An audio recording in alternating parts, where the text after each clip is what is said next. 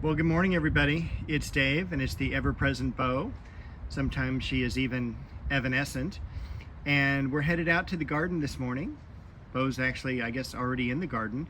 And it's not even morning. I'm recording this on Friday evening. It is October 25th, 2024. It was 85 degrees today.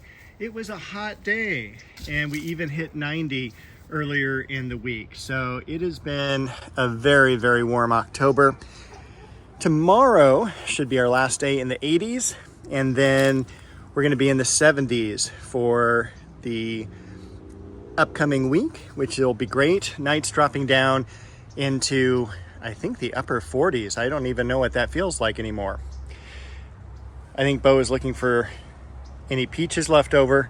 There are none, so we're going to head over, take a look into the rose garden. Lots of things have happened over the past week, 10 days, and a lot of material has been moved out and moved around. We did plant some fall vegetables. When I went to San Gabriel Nursery last week, I did get a flat of vegetables. I actually planted one 6-pack and got rid of a lot of the weeds, at least in this area. We're actually just going to, as soon as we're done with this video, we're going to go ahead and start watering back here. With the temperatures, it's been dry. We haven't had any rain yet this year. A lot different than last year at this time. And I'm definitely hoping for some rain soon. There's lots of projects underway, and it's just a lot of stuff going on. So we've had that begonia in the ground for, gosh, about a year now. It has done superb. Looking forward to the blooms coming up in spring. The hemlock back here, still holding its own. And the ajuga, which I don't know if I can get a good view of. There we go. That is Ajuga Burgundy Glow. And that has been a terrific plant for the yard. I'm going to finish this area here for weeding, and then I'm going to go ahead and do more vegetables throughout here. This area is going to be all lettuces, all different types, and then as we get into the areas like this here, we're going to go with some of the taller vegetables like broccoli, Brussels sprouts, and also maybe some of the low bush beans, and going to do that. Take a look at this beautiful sweet pea bush. Seems to be always in bloom. Very little care required on that. Some irises are blooming as well. We had the rose Tiffany blooming. This is a child of the famous Charlotte Armstrong rose. Up top here, like I show every week, this is almond bush. And there's a little bit better view of the flowers. It has a very soft scent to it, unless you're transporting it in a car, then it's very, very strong. But out in the garden, you can't really smell it at all until you get right up to it. Over here, we do have some Tournament of Roses in bloom. They look like they're all facing the fence, which is a little weird, but maybe they're shy. Over here, Leonotus. Look at that beautiful orange blossom. And again, a plant that's very easy to grow, half day to full day sun, medium to dry as far as watering goes. And again, just something that takes up a lot of space, 6 foot by 6 foot square. We've got the lilies all dying back. I did plant some new lilies as well. I got an order from White Flower Farms, and that is actually back here where that stake is. I'm going to show you a video later, and that is going to be me planting them and how to plant them. So that'll be cool to do. Of course, the Rose Sonia over here, looking very beautiful. And I got to get in the back to get rid of the creeping fig, which is beginning to take over. I got some bougainvillea creeping over the fence a little bit too far now. And of course I want to take down all these dead blossoms of the Shasta daisy. There's Bo tucked in her little hovel there. The other bearded iris doing really nicely.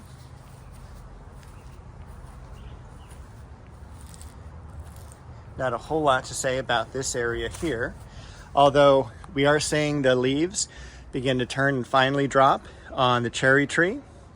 I do want to get into this area back here and paint the fences and do a little bit of work. That's going to be kind of a transformed area. We'll see how that works. Over here, we've got the apricot tree. Look at how rich in color those leaves are. And then we're starting to get some yellowing down here at the base. So those are going to be dropping pretty soon. The yellow false, or the white false heather, stunning as always. We have sterling silver in bloom.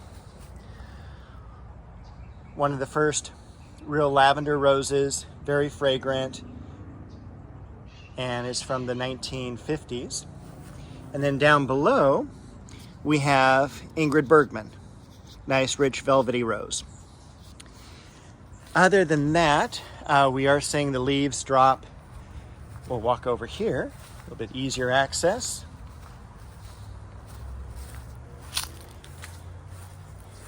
We have the leaves now turning brown and dropping on the red dragon. That did terrific this year, as you saw in many of the videos. We'll do a little cleanup on it and it'll be dormant for the winter. We'll be also printing back the iris nata over here, and we'll take a look at the chamacyparis. Not sure how much that is going to show up with the setting sun, but that's doing really nicely too. And that has lasted 2 years for us. So over here, it may be that the dogwood is the first thing that's going to be pruned back this year. That's about done. It's defoliated most of its leaves except for the uppermost leaves. We'll still leave those a couple weeks, and sometime probably in November that'll be cut back. We've got the vegetables, including some celery that I'm going to plant over the next few days. And he says with a chuckle, because we know that it'll probably be a week or two. The Anna apple, again, beginning to turn some yellow leaves and some thinning as well. We do need to get up into the macadamia. And holy moly, I'm making a lot of work for myself already. But I will tell you, we have already, through the kindness of the neighbors, gotten rid of 8 gigantic barrels of trash, debris, yard debris, over the past 4 weeks. So we've doubled our normal allotment. If you're not familiar with California, and I'm sure some states are like this, you only get 1 barrel for yard waste and 1 barrel for house waste. And it's really easy when you're in gardening mode to get enough yard waste. This back area here, of course, the Leonotus tree, that did really well. The Bloodgood Japanese maple. I'm looking at ordering a couple Japanese maples, possibly this weekend, to put out in the yard, of course, in this area. And I wanted to also kind of show you this really cool trunk. Of course, this is the liquid amber tree that was cut down. It was probably 40 years old, and Edison had wanted to remove it because it's right under the lines. They'd always cut it back hard every single year, and it just was not great for this area, unfortunately. So Edison kindly removed it. They did remove it for free, and they do not grind out the stump. So what my plan was, of course, was to put like a bird bath or some type of garden statuary here, because it is a pretty nice solid, flat surface. But check out these really cool mushrooms that are growing up. or at least fungi. I don't know if they're truly mushrooms or not. But very cool, very artistic, and I'm kind of like tempted just to leave them for a little while longer. Just of course the natural decay of the plant. The other thing we've got going on too, almost defoliated, is the Magnolia Solangiana there. Elizabeth, I'm going to go ahead and do one more over on the other side of the yard here. Shasta daisies will be cut back. And of course, once we start cutting things back, it's going to be easier to water, easier to move around, easier to clean. Took some ivy down this week as well. This is Acer palmatum shishigashira, and I love this so much. I'm actually going to go ahead and I think move it out into the yard here. I may have mentioned that a little bit last week. And then I'm going to kind of reroute the rocks, out to this area. I've got some cool ideas that I stole off of someone's yard on YouTube. That'll be disclosed at a later time. We've got the impatiens still blooming, doing fantastic. We've got the seeds now of the Amaryllis belladonna setting, and those will be removed shortly. One more bloom over here on the apricot flowered daylily. And I am colorblind, so if that's not apricot, it's like, no, Dave, that's peach. That is fine. We've got some seed heads on the echinacea, the purple coneflower. I'm still always amazed at how wonderful the bee balm, lemon balm does here. And then this is what I wanted to show you over here, because I planted some things. As I mentioned, we got some daylilies in from White Flower Farms, and I just want to point out in this video how much they've grown. They've been in the ground, I think I planted them Monday. And then there's one more back here as well. I've also got some galanthus bulbs here, and technically somewhere right in here. So I'm actually going to go ahead and plug in the video for that right here, and I'll be back shortly. Hey everyone, it's Dave, and look what came in the mail today.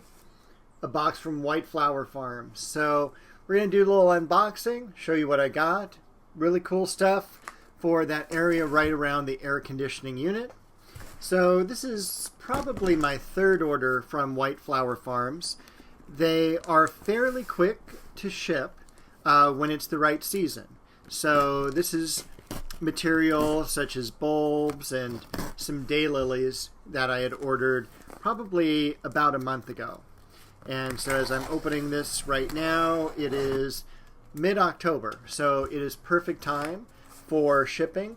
You always want to unbox plants as soon as possible, and for the bulbs it doesn't matter all that much, but definitely for the live plants, anything in a container or anything that is shipped bare root, you want to open up as quickly as possible, give those plants some water. These have been shipped from the East Coast. We do have immediately on top some care instructions. This is what the interior of the package looks like. And first thing we have are the galanthus bulbs. And galanthus the bulbs are very similar to very small daffodils or narcissus bulbs. And the flower just kind of is a weeping lily of the valley type of flower. But they do naturalize. I can't wait to get those into the ground as soon as possible. Next thing we have are the daylilies. The daylilies, you can see, are wrapped in newspaper shred, and everything's wet. And then here is the very top of the plant. So we're going to get those out. We're going to water them, put them in the shade, and get those planted later today. I was going to say this weekend, but I might as well do them now. So we got our second. And finally, one more, the third. So this one feels a little bit lighter in weight, a little bit drier, but still not bone dry by any means. So all those are perfect. They're all a really beautiful white daylily, and the variety is obscured by all the other signage. I will tell you in just a moment. Marquee Moon is the variety. And we should have one more thing in here, and we do. And those are going to be the lily bulbs. And let's see if I can open these up. These look like a little Ziploc bag. They are. And so here are the lily bulbs. And don't ask me what color. I don't know. I forgot. I think these were a pink, if I remember correctly. But again, you're going to go ahead and plant those as soon as possible. I'm not going to wait too long to plant them. Probably a couple of days at the most for the bulbs. Daylilies will get in the ground later today. So that was it from White Flower Farms. Again, really great company to deal with. They have bulbs, perennials. I haven't dealt with their shrubs or anything larger like that, but definitely for mail order, they're really quick. They've been around forever, and I can't thank them enough. So back to the garden. All right, hey everybody, this is Dave. And if you have been watching my channel, you know that we had some lavender bushes that were back here, and they gave up the ghost. They had been there probably 5 to 7 years. They were cut back every year or so. Bo says hello. She's right down here with me. And this last time we cut them back, it just did not go well at all. They just began to leaf out, but then never finished leafing out. So it was not good. So I needed some other garden ideas. The good thing about this area is that I stuck these zinnias in the ground, and I forget the variety. They are a low-growing zinnia, not at all like the real tall ones that you'll see. State Fair is one of those varieties. But they have done miraculous. I could not have asked for anything better. So I am going to put some white daylilies in here. Obviously, I am a big daylily fan. There's some pink ones in the yard. There's some bicolors. There's some ones with ruffled edges. I also want to put a few more in there as well. So I got an order in just the other day from White Flower Farms, and in it I have 1, 2, 3 daylilies. So I'm going to go ahead and I am going to unpack those. In fact, you just saw a video of me opening the package. When you buy plants, you want to put them in the ground or in a container as quickly as possible. You do not want to leave them boxed up for a week or anything like that. Figure they've been in transit already for several days, and the sooner you're able to get them exposed to the air and the ground and water, again, the better off you're going to be. So this is what one of them looks like unpackaged. It's got a nice healthy root system there. It's a relatively thick caliper plant, and it's probably got 2, maybe 3 different divisions of them. You just leave them as one plant, leave them together, and plant them basically right up to this point here. So you can see where all the green is coming up. Just keep that right at the ground level, or even actually slightly above would be best, because there is going to be some settling when you plant them. All right, besides the daylilies, we also got this really cool bulb called Galanthus. And Galanthus bulbs are pretty small. You know, there's nothing to write home about, that's for sure. They're definitely not a tulip, they're definitely not a daffodil in terms of size, but they are really cool. They do naturalize, multiply, and give you an idea of what they look like. That's this here. When you plant them, point always goes up, and the general rule is twice as deep is what you bury them as they are tall. So if this one is just about 1 inch tall, you're going to bury it 2 inches deep. It's always okay to go a little bit less. I probably want to go, more. So generally twice the depth, twice the height of the bulb is the depth. So that's what you want to do. And again, point goes up. We're going to bury those right here and right over here as well. All right, now I just put them all in the ground. I put a fresh layer of mulch so it was easy to kind of set them up, so there's a little bit of softness to the ground there. And there are about a dozen bulbs in this section here. And keep in mind, they can easily be tossed over, so always sprinkle them very lightly with some soil. Always add in, of course, some fresh mulch to the area. And when you're done, firmly but not violently tap them into the ground. You do not want to make a impenetrable barrier for them to go up through. But again, you just want to put some soil on top. You're going to water this in later as well. All right, we just watered everything in here. So we've got some galanthus bulbs both here and down here. We've got daylily 1, 2, and 3. So those are going to start growing. In Southern California, we have such a warm winter. You're going to see actually quite a bit of foliage come up from those. And I'm guessing relatively quickly, especially when we're going to be in the 70s and 80s pretty consistently throughout usually November. And they'll bloom in the springtime. I can't wait for that to happen. They are all of the same variety. So looking forward to that. Should be a nice statement.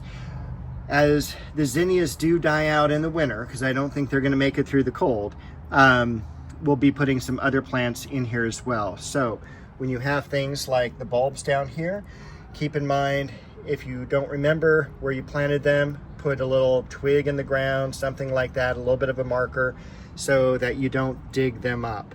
And I'm also really excited because we do have some isotoma ground cover here that we planted, and the idea is that it will make a really nice cover for the ground here as well to help prevent those weeds from coming up.